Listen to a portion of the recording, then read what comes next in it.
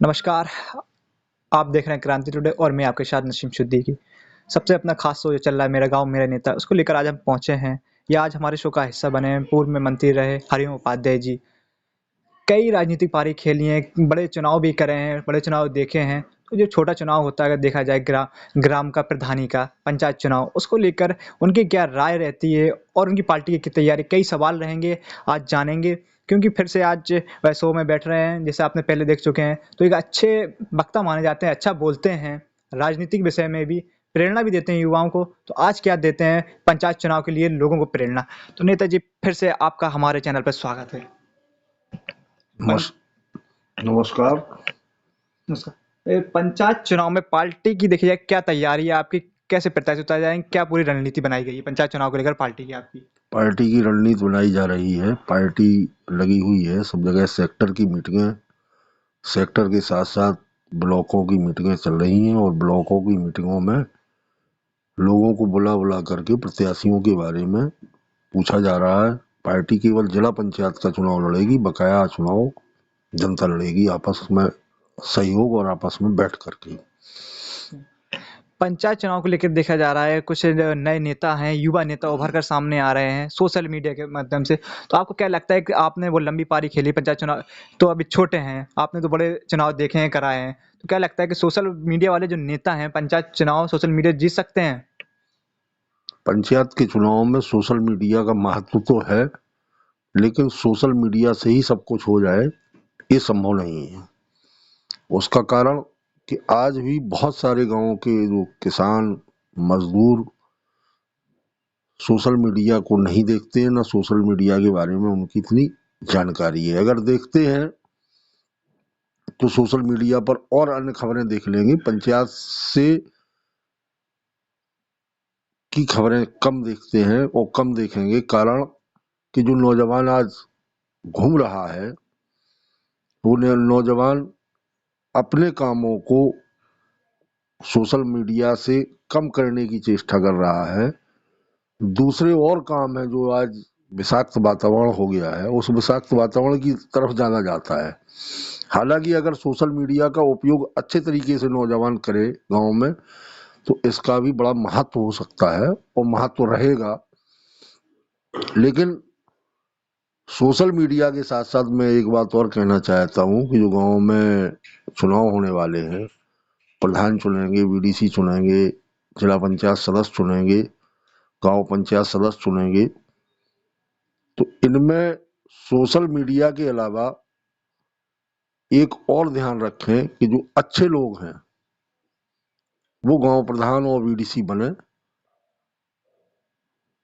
हमारे जो पूर्वज रहे हैं, जिन लोगों ने ये पंचायत राज की स्थापना की है, पूर्व में जो सरकारें रही हैं या जब 47 के बाद पहला चुनाव पंचायत का 52 में हुआ था, उस चुनाव से लेकर के आज तक हमने देखा और सुना, लोगों से भी सुना था कि पंचायत के चुनाव पहले जो है हाथ उठा करके ही कर लिए जाते थे।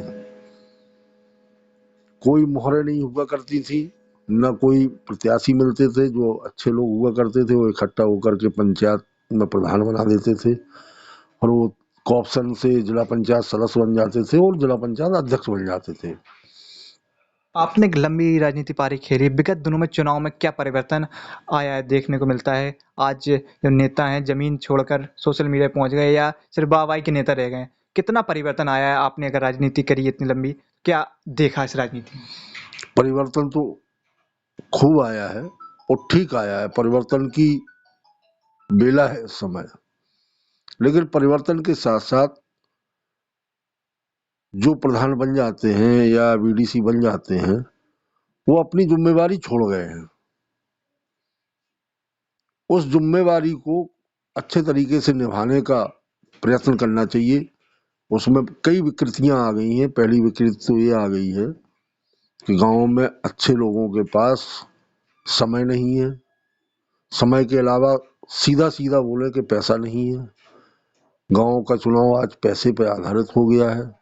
जब पैसा नहीं है तो वो चुनाव नहीं लड़ पाएंगे। वो चुनाव नहीं लड़ पाएंगे या लड़ेंगे भी तो हार जाएंगे। जनता का जो मूव है वो मूवमेंट अच्छे तरीके से नहीं है। उनको समझाने बुझा करके उनको एक मूवमेंट में लगाना चाहिए। मैं पिछले विधानसभा के चुनाव में गुजरात गया।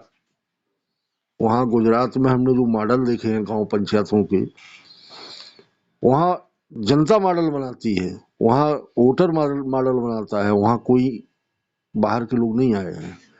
वहाँ इतनी जागरूकता है कि गांव पंचायत ही सारे काम करती है। वहाँ सिंचाई व्यवस्था भी गांव पंचायत करती है। छोटे छोटे तालाब बना करके लिफ्ट के द्वारा उनका जो खेत है उनको सींचने का काम, उसकी जो उपलब्धियां हैं या जो अमल और अमपासी होती है वो गांव सभा लेती है। गजब की बात यह है कि एक एक गांव सभा का जो फंड है पंचायतों का 1 करोड़ के ऊपर जाता है स्वयं का। सरकार से कोई वास्ता नहीं है। यहाँ मनरेगा चलाई जा रही है, यहाँ बहुत सारे क्रम चला रही हैं सरकारें। उनमें हमें देखने को मिला है कि जागरूक होकर के मनरेगा को खेती के काम में और खेती के अलावा वहाँ जो तमाम काम होते हैं उन कामों में लगाना चाहिए। और भी तमाम फंड आते हैं। नाली खड़ंजा और सीसी बनाने का जो क्रम चला है, बड़ा कष्ट का विषय है कि हम लोग बुंदेलखंड के लोग हैं कि एक खड़ंजा एक साल में कहो 3 बार गिर जाए और उसका पेमेंट हो जाए और प्रधान जहां का तहां रह जाए। यहाँ पर जो लूट तंत्र चला है वो लूट तंत्र बहुत दिनों से चल रहा है। उस लूट तंत्र को बचाने में नौजवानों को आगे आना चाहिए कि हमारा पैसा है ये। अगर गांव सभा में पैसा आ रहा है तो गांव के डेवलपमेंट के लिए आ रहा है। इसको हम ठीक से लगाएंगे, इसको लुटने नहीं देंगे। ये जिम्मेवारी हम लोगों की है। वो जो प्रधान चुना जाता है उस प्रधान की जिम्मेवारी है। होता क्या है यहाँ और गुजरात में अंतर। गुजरात में हम एक गांव में गए तो गांव में हमने प्रधान जी से पूछा कि कितना खर्च होता है चुनाव में। बोले यहाँ कोई खर्च नहीं होता है, यहाँ तो वोट मांगे जाते हैं 2-3 दिन और इसके बाद चुनाव होता है। लास्ट के दिन बैठ के जो लोग हारे हुए लोग हैं, 2-3-4 प्रत्याशी रहते हैं, उनमें बैठ करके सामंजस्य बन के रात के खाना बनता है और वो खाने का पैसा हमें देना पड़ता है। जो जीता है, विनर होता है, वो देता है। और इस प्रकार से पूरे गांव की उस दिन एक समझौता होता है कि चुनाव हो चुका है, इसके बाद सब लोग अपने गांव के डेवलपमेंट में लगे, गांव में विकास हो। उसी प्रकार की धारणा यहाँ पर नौजवानों को बनाना चाहिए। गांव में कोई भी काम हो, उस काम को सरकार तो करा रही है लेकिन वो काम हो नहीं पा रहा है। कहीं ना कहीं वो भ्रष्टाचार की भेंट चढ़ जाता है। ब्लॉक के भी काम हो रहे हैं। बड़ा कष्ट है कि यहाँ पर ब्लॉक डेवलपमेंट में मनरेगा का पैसा, ब्लॉक डेवलपमेंट में जो और वित्त, राज्य वित्त का पैसा आता है, 16वें वित्त का आता है, इस पैसे का बहुत दुरुपयोग होता है और बहुत दुरुपयोग हुआ। बहुत सारे काम ऐसे हैं कि जैसे रामगंगा कमांड कराती है और भी भूमि संरक्षण कराती है। इतना पैसे का दुरुपयोग होता है, इतना पैसे का दुरुपयोग होता है कि वहां पर 95 और 80% जब कमीशन है तो काम क्या होगा।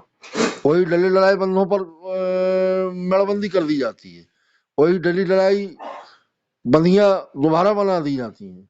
ये जो विकास रोकने का काम है, इस विकास रोकने में आगे बढ़ाने का क्रम पैदा होना चाहिए। नौजवानों को सबसे पहले किसानी और खेती पर आधारित हम लोगों की जिंदगी है तो उस पर ज्यादा ध्यान दे करके एक प्रतिज्ञा लेनी चाहिए और बहुत अच्छे तरीके से कोई खर्च नहीं करना चाहिए। हम तो कहते चुनाव में जैसा कि आपने बहुत अच्छी चीज़ बताई, जो गुजरात मॉडल बताया। देखा जा रहा है इससे अभी ग्रामीण बुंदेलखंड में एक रस्सी का गोला सा घेरा सा बन जाता है कि जो सिर्फ पैसे वाले होते हैं, जैसे आपने पहले भी कहा है, वही जीत जाते हैं। जो युवा आगे उभर कर आते हैं, कुछ वोटों से मात खा जाते हैं, तो उन्हें क्या प्रेरणा देना चाहेंगे कि वे मात नहीं खाएं? किस तरह प्रचार प्रसार करें? किस तरह लोगों को बताएं कि गांव के विकास के लिए युवा बहुत जरूरी है, शिक्षित लोग बहुत जरूरी हैं? ऐसे क्या वह प्रचार प्रसार करें कि जीत के उभर के सामने आ सकें और गाँव का विकास कर सकें? गांव का विकास केवल एक ही बात पर हो सकता है हमारे अनुसार, कि अच्छे नौजवान जीतें, और नौजवान जीत करके एक प्रतिज्ञा लें कि जो और लोग साथ में हैं, हम पैसा खर्च नहीं करेंगे, ना हम वोट खरीदेंगे, ना हम वोट खरीदने देंगे, और ना हम शराब पिलाएंगे, ना हम मुर्गा खिलाएंगे। और जब पैसा खर्च नहीं होगा तो एक जज्बा रहेगा कि हमारा पैसा ही लगा। जब गांठ से पैसा लगा देता है कोई 10-5 लाख 25 लाख, तो वो फिर बिजनेस हो जाता है, राजनीति नहीं रहती। पहले हमने नहीं देखा है ये, अभी 3-4 चुनाव से ये हो गया है। उसके पहले बड़े आराम से तम्बाकू और बीड़ी और पान में ही काम चल जाता था, एक दूसरे से सौहार्द भी रहता था।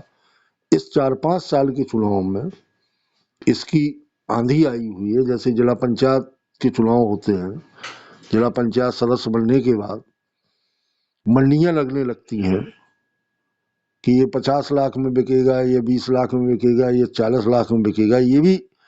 ये भी देखना चाहिए कि हमारा प्रत्याशी बिकाऊ ना हो, टिकाऊ हो, जनता के लिए काम करने वाला हो। समाज में बहुत सारे लोग ऐसे हैं कि जो समाज में आज की तारीख में चुनाव को बिजनेस बना के चल रहे हैं, या चुनाव को अपने निहित स्वार्थ से जोड़ के चल रहे हैं। उनको नहीं जिताना चाहिए, ना जीतना चाहिए। इस समय देखा जा रहा है किसान आंदोलन चल रहा है, पंचायत चुनाव में क्या असर डालेगा ये किसान आंदोलन आपकी पार्टी की तरफ से? देखा जाए आपकी पार्टी सत्ता में है, तो क्या असर डालने वाला है पंचायत चुनाव? कोई असर नहीं डालेगा। देखो, गांव के चुनाव है, चूंकि विधानसभा और लोकसभा के चुनाव जो होते हैं वो गांव के लोगों के इंटरेस्ट के चुनाव तो होते हैं, लेकिन कम इंटरेस्ट के चुनाव होते हैं।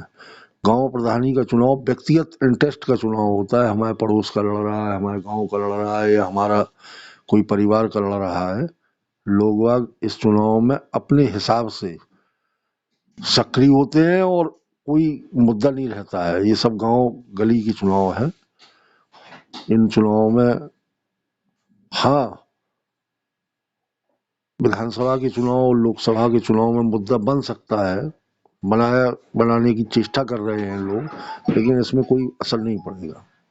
जैसे स्पष्ट करके जो पूर्व हमारे बीच मौजूद थे राज्य मंत्री, उन्होंने बता दिया है कि पंचायत चुनाव को लेकर क्या रणनीति बनानी चाहिए, किस तरह जीत मिलेगी, और पंचायत चुनाव में जो किसान आंदोलन चल रहा है कोई असर डालने वाला नहीं है। कई बड़ी बातें कही हैं, जैसे शो चल रहा है सिर्फ ये जागरूकता के लिए, किस तरह प्रत्याशी चुने और कैसे चुनाव होने वाले हैं, लोगों को ये राय बताई जा रही है शो के माध्यम से। तो बने रहिए हमारे साथ और देखते रहिए क्रांति टुडे।